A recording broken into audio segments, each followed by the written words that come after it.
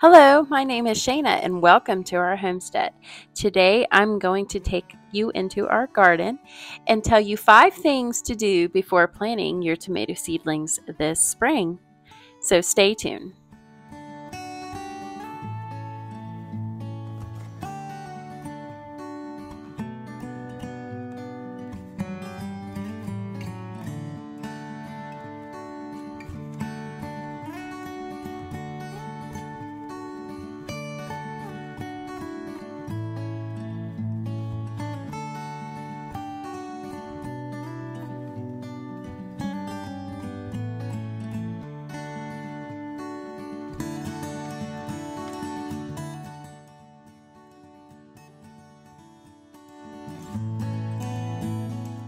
It has been a beautiful spring here on the homestead, and I cannot wait to share with you some tips for planting tomatoes. So tip number 1 is you've planted your seed and you have your seedling that you've grown inside. So before you go to plant your seedling in the ground, you want it between 5 and 6 inches or taller. Mine are still growing currently because it's not even May yet. But what you want to do is make sure that you get them acclimated to the temperatures. So you definitely want to start this process a week before your last frost. For us, typically it's mid-May, but it's been really warm and I don't see the temperatures dropping much more. So what you want to do is take your tomato plants. I've stacked all these solo cups in a box and walked them outside and just put them out for a few hours, 7 to 10 days. And each day you want to gradually give them a little more time outside so they can get used to the temperature. Because if you just plant them in the ground directly from inside,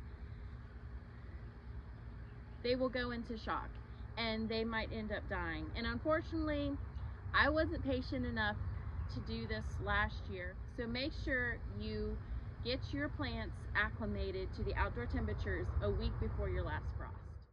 So before we get to the next tip, here's some shots of my son and my husband making a tomato trellis.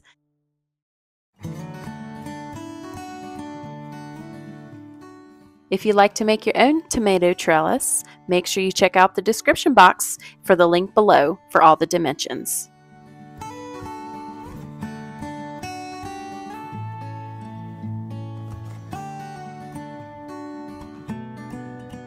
If you're enjoying this video, make sure you like and subscribe.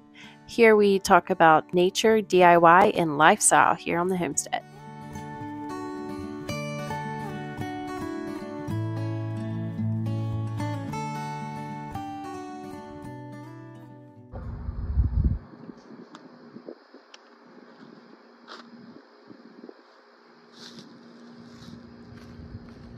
So number 2, make sure that your tomato plants have some kind of structure. So you probably want to build this before planting your tomatoes in the ground. It just works a lot better to position your tomatoes where you want them in the ground. So there's 2 different kinds of tomatoes, and I wish I would have done more research last year because I was not very knowledgeable in the tomato planting. First, there's indeterminate. Indeterminate tomatoes tend to grow taller, so they would need something about this size to grow on. They need the support, and they need to be tied so that they can grow up high. And they continue to produce fruit throughout the season. And they tend to be varieties like heirloom, cherry tomatoes, and half of my tomato plants that I plan on putting in the ground this year are indeterminate. But I do have 2 varieties that are determinate. So those would be your beefsteak tomatoes, ones that grow more bushy and not so tall. So you would want to think about what kind of support would the bush varieties need. Maybe something a little wider and shorter that they can grow up on. And one thing about these varieties, determinate varieties, is they will produce once, maybe within a few weeks, and then they will be they don't continue to produce like the indeterminate tomatoes. So there's a little tip for you. I wish I would have known that last year and did a little more research. And tip number 3, make sure you wet the soil before planting your tomatoes. You don't want the roots to get dried out and go into shock and not be able to adjust to being transplanted. So make sure you really wet that soil.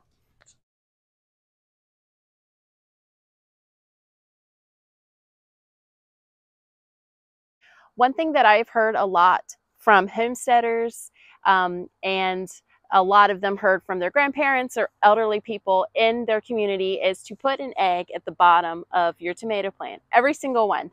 Some people crush them, some people break them, but everyone says you get the most beautiful tomato plants when you put an egg at the bottom of your hole. So I'm going to try that this year. I did not do that last year. And then another tip you want to do is actually plant your tomato plant super deep. So they say, I think right underneath the second set of leaves, you want to plant it. And that will just cause the root system to establish a lot better. One other thing you could do as well is some people plant them on their sides. So they dig the hole and then they kind of dig it to the side and they lay the plant down in like this. And apparently it will grow more upward.